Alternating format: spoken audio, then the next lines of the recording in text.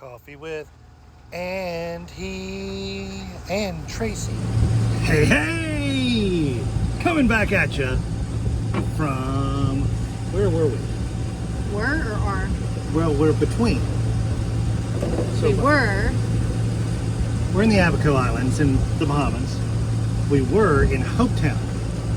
Now we're heading over to Marsh Harbor, right? Yeah. And it is Saturday, like the 8th of April. Pardon us.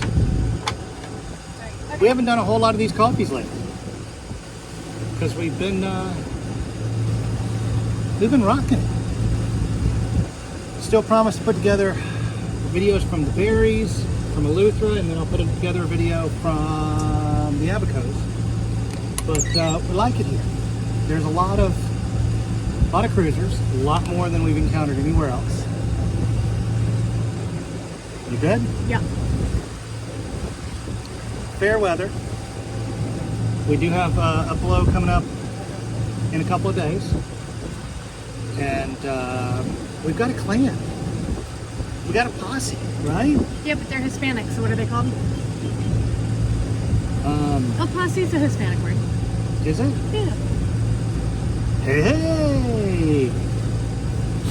So we've got Mafalda, we've got Lionheart, we've got Betsy somewhere behind us. Zenobia's, they took off this morning like banshees. They already cleaned out the grocery store. Probably. Which is why we're going to Marsh Harbor.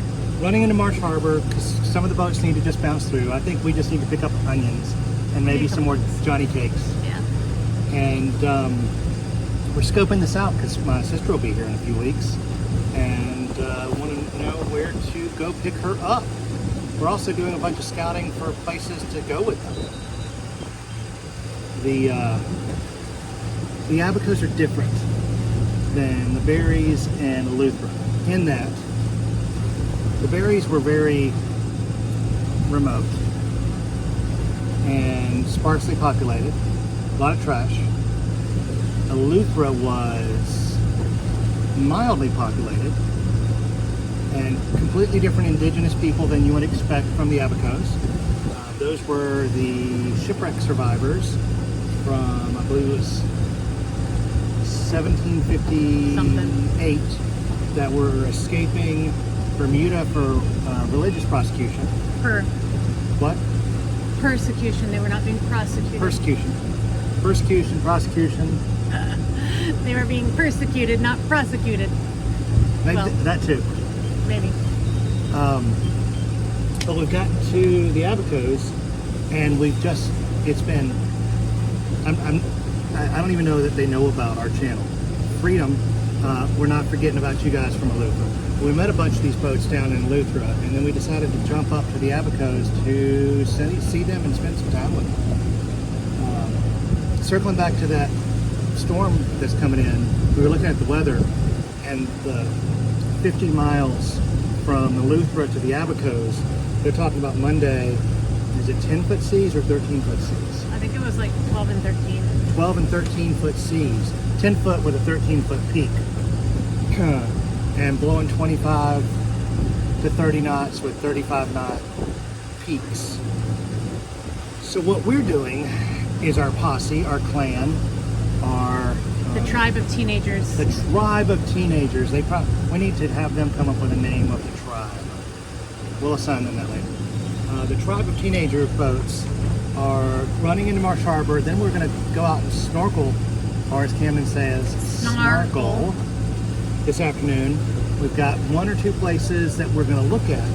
And the neat thing about the Abacos is the islands are only about 5 miles between each other. So that's about an hour to hour and a half motor sail.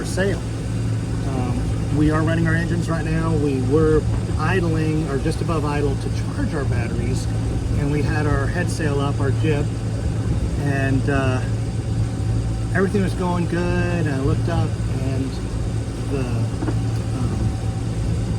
pin, Shackle. the pin and the shackle that holds the foot of our furled jib was gone, and the bottom of the jib was just dangling on the furling. So I don't know that it would have caused a problem. I could have probably dug through and gotten my fix, which is right over here on the table. I've already pulled out one of my spares, but we went ahead and just furled up the jib real quick to make sure that everything would be hunky-dory and safe as quickly as possible. Let's see, yesterday, went to the beach. There's this resort back in Hope Town that is like a cruiser's resort. They want you to come buy a drink, and then you have free use of their pool, dinghy dock, whatever, at no charge. And we took advantage of that over the last 2 days, like 6 or 7 hours each. And I think we had dinner there the first night, our late lunch. And you hear about the food prices here in the Bahamas, and they're not as bad as everyone makes them out to be. Well, the grocery prices are astronomical, but restaurants, I mean, it's no different than in the States. At a Charlie's or an Applebee's. And we just don't restaurant often anyways, but like 14, 15 bucks for a cheeseburger with fries isn't out of line. And not a plain cheeseburger and fries. Like It's got some decorated cheeseburger and fries. A Jimmy Buffett cheeseburger, okay? And I know all of you are singing the song in your head right now. I'm not going to do it. So we're going to snorkel this afternoon. Did we say we were going into the harbor up here? Yes. Okay. I think we're looking at Treasure Cay, which is a marina that is in ruins. You can get up in the harbor, but our monohull friends draw 6.5 feet, and they can only go in and out of that harbor at high tide. So we don't want to go in and get trapped for a tide cycle. We're going to scout that out. I think we've got 2 monohulls with us today and 2 or 3 catamarans, and we're just in line. Our tribe, our tribe. It's the caravan of teenagers. We were laughing because like when everybody comes in to hide from this blow, if they came into wherever we land, because it's not coming until Monday, but we're going to go get settled today or tomorrow morning. If anybody comes in that we're like, yeah, we don't want them around us, we're just going to send all the teenagers up on the deck of all the different boats, and they'll just leave. I'll be like, no. I was even talking about taking the, I've not wired them up yet, the speakers up on the spreader and wire them up to a karaoke machine. We could put these bananas out in the sun and hook up a banana funnelator. Ooh. They can just shoot boats with the Our rotten kids bananas. don't even know about a funnelator. That might be banned in some countries. Banana funnelator is... A potato cannon, but a rotten banana cannon. You take surgical tubing and use a funnel. You either have 2 teenagers hold one end of the surgical tubing, or you tie off to your rigging and you pull way back and you launch You ate my crackers again. really mushy fruit at other No. boats. He goes, no, and there's like cracker just going in his mouth. But we're well. For family back home, we're looking forward to running back to visiting everybody at the family retreat in mid-May. And then we might even send some things to Aunt Steph and Uncle Tom to bring into the country, to have some upgrades that we're going to do that aren't huge. We're really pretty happy with the way the boat runs, right? Watermaker's doing great. It really keeps up with us. That's just the 5 gallon per hour trickle. The other day we were totally full and bubbling out of the overflow, and it's a trickle. Okay, 5 gallons per hour. Go try to meter that on your home kitchen sink. It's just a Trickle. It's just a slight trickle.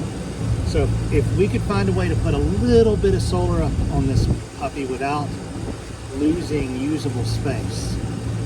I'm going to try some overdrive alternator belt pulleys.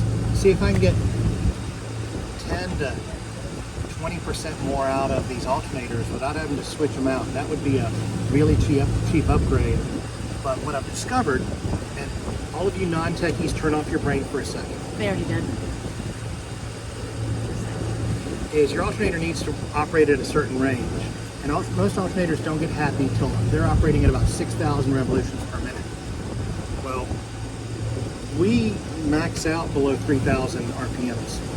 So we're not even spinning our alternators up to 100%. So we're going to go from a 66 millimeter alternator pulley to hopefully a 54, which is I think it's a 17% up increase, but it'll get us to a 2.5 ratio, yada yada yada. When we hit 2,000 RPMs, we'll be spinning 5,000 revolutions per minute, which will be a 1,000 RPMs more, and we'll hopefully run the alternator cooler and give us more amps without loading it up. But we're going to see. Life's an experimentation, and if that doesn't work, we're going to put like a 400 amp alternator on this puppy with some 4-aught welding wire and charge the batteries and run whatever we want in a lot quicker time. Did any of y'all hear any of that? I didn't hear a word of that. I was sitting here thinking about like title names for videos. I was bit by a swimming pig. We didn't even talk about that yet. I know. Talk about it. Except the pig wasn't swimming. I never saw any of them do anything except launch off the ground and bite my finger. We were in Meeks Patch in the Eleuthera Islands, just outside of Spanish Wells, and there were a total of 4 team boats there. So the roving bands of teenagers were scouring the islands. It was like Lord of the Flies. Camden didn't come out with like mud painted on his face and a head on his stick, and the island wasn't on fire. What? But we're trying to have a birthday party for somebody off my phone. One of the girls, yeah. One of the girls. And they have picnic tables there, and the pigs normally stay on the other side of the island. Well, after the other tourists leave, they go foraging. And if they can find tourists, they go bully them. There we were, minding our own business. I wasn't minding my own business. I was trying to feed them. And the pigs come out, and they're trying to eat the birthday cake and everything else. Okay, I was trying to lure them away from the good food with scraps that we had brought to feed them. So I'm holding this bowl in my hand, and I'm like, come on, pigs, let's go. Trying to get them to go back across the island, right? And a bunch of them were following me, so I'm kind of watching them. And this mama pig just comes out of nowhere and launches herself. Minding my own business. Just minding my own, trying to be the, nice, caring individual that I am. And she nailed my finger. She launched off the ground, trying to get that bowl out of my hand. Who knew pigs could fly? Right? Do you know how many times I've been bit? I mean, I'm a dog groomer. I get bit. It's part of my life. Generally, you see it coming. Just didn't even see it coming. I was so shocked. So it laid open, which finger was it? This one, My pointy finger, yeah, right on the knuckle. and you can see just a little bit of a trace of the scar here. But it like sliced under the skin and this big jag, and then she got the other side but didn't puncture the skin. I was thinking, great. Is a pig bite like a cat bite? Like, am I going to lose my hand? Is a pig bite? Right. Do I need to go get a tetanus shot? Do I need to get rabies shots? Okay, that was funny. Yeah. But it healed. The little flap of skin fell off, and I'm okay. Thanks for y'all's concern. Appreciate you. I'm sure there are people going, oh my! Bit by a flying pig. Bit! Is that going to be our title? Yes. Bit by a flying pig. When pigs fly. When pigs fly. News at 11. Cruising family gets attacked by feral pig brood. Yeah. Poor little mama. I forgave her. The pigs are all skinny. They're not like U.S. farm pigs that you would imagine. I mean, they're well fed. Don't get me wrong. Yeah, they probably eat all the eggs that those chickens lay too. Probably. And all the pig islands are showing up in every chain. They're right next to the cruise ship islands. They're in the Abacos, in the Berries, down in the Eleutheras. They're down in the Exumas. They're in Stanley. Where's Staniel. Staniel. Yeah, Where's Staniel? in the Exumas. In the Exumas. Right above Georgetown. And the story is, the history, Supposedly. Staniel Key, at the beginning of, and everybody else is just turning their brains off now. The history is, Staniel Key, at the beginning of the Gulf War, 91, 92, some of the people that lived down there thought that if the Gulf War went big, they could be cut off from their food source. So several of the local businessmen deposited some pigs on a local uninhabited island. And the food supply didn't get cut off, and the pigs do what pigs do, which is about as rampant as bunnies. And there's a plethora of pigs. Well, then the tourists started coming, and this prepper preservation thing turned into tourism dollars. Now everybody's trying to cash in. So I can't really blame them. It's like the iguanas on whatever that key is. Allen key. Alan, you watching these things? Alan, we're proud of you. You're down in Fort Lauderdale, and I hear that you're getting ready to cross over. Man, does anybody follow along to my rantings? No. No, okay. So the iguanas on Allen Key are a big tourist thing. The pigs everywhere else are. It's all about making a buck, right? Is that Lionheart up there that just packed to go in? Probably. Okay. They dusted us then. They did, but Well, we're they holding, dusted Mafalda. I'm staying back behind Mafalda. we're staying a safe distance behind Mafalda, especially since we dropped our chain. We didn't drop it, you might have to drop it and attach it. We did drop it anyways to check whatever came apart at the top. Okay. Anyway, we're gonna wrap this one up. Do you have anything else you want to add today, honey? Nope. So, coming to you live. Look at that building just gone. The roof's gone, all the windows are gone, the doors are gone. It's just like the concrete part of that building on the left over there. From Marsh Harbor, Abacos, the Bahamas, the Duncan tribe and the teenager clan, the Bhutan, I don't know. They got to come up with their own name. Yeah, the folks. Signing out. Pick up after yourselves, because I don't want to pick up the trash off the beach. Tell your friends and family you love them. Spay and neuter your pets so you don't end up with a pig island of your own. We love you guys, and we are out.